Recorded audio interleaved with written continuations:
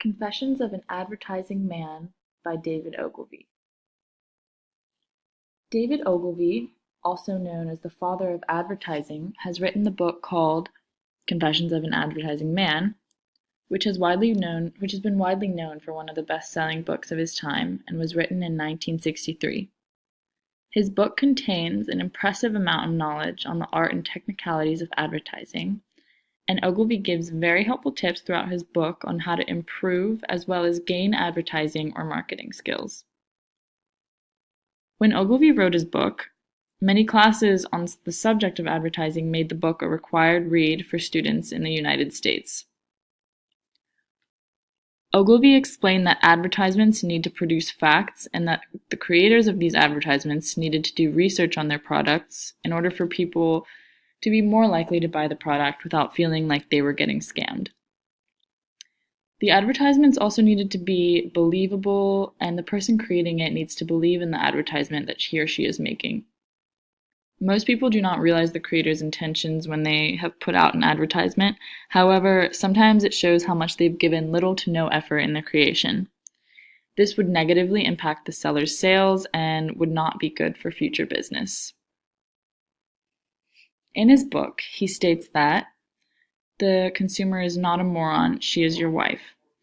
There needs to be effort put into each advertisement in order for it to sell, and the information always has to be up to date. Doing research on the product, knowing how to get clients, learning how to create your design, and believing in your creation are all crucial parts in business advertising. Ogilvy said that it pays to study the product before writing your advertisements. To me, this book was extremely interesting and really helpful. It seems like he covered every step of advertising that there could be, and there was never really a dull moment in his writing.